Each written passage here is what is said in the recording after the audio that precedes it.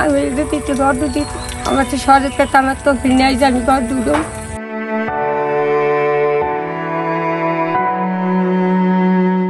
বরগুনার বামনা উপজেলার রমনা ইউনিয়নে ডৌয়াতলা সড়কের পাশে বিষখালী নদীর পাড়ে ঝুঁকিপূর্ণ খাস জমিতে বসবাস করছেন ৪৩ বছর বয়সী ঝর্ণা বেগম।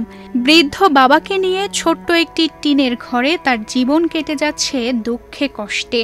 নতুন সেনোরা গাইনোকোলজিক্যাল সোসাইটি দ্বারা স্বীকৃত নিরাপদ ও সুগন্ধিমুক্ত স্যানিটারি ন্যাপকিন সেনোরা। মারা গেছে বিক্রি করছে আর আমার বাপের লেগে বিক্রি করি। যে ঘরটিতে বসবাস করে ঝর্ণা বেগম সেটিও রয়েছে ঝুঁকিপূর্ণ অবস্থায়। বর্ষার পানি ঢুকে পড়েছে ঘরের ভেতর।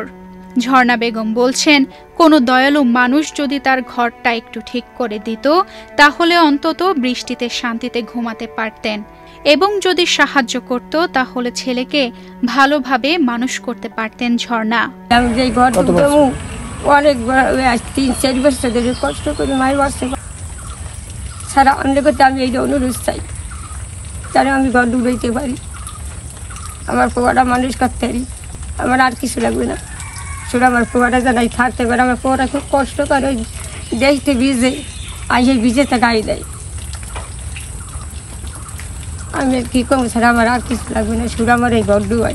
আমার একটা ফোন চাই, আমার বাপের কত জায়গায় জায়গায় দৌড়ি। তার এই মানবিক আবেদন শুধু ঘর সংস্কারের জন্য নয়, সমাজের কাছে এক দৃষ্টান্ত। প্রশাসন বা কোনো হৃদয়বান ব্যক্তি যদি পাশে দাঁড়ান, এই পরিবার পাবে একটু স্বস্তি। তানজিদা রহমান, ইনাইয়া, বাংলাদেশ প্রতিদিন।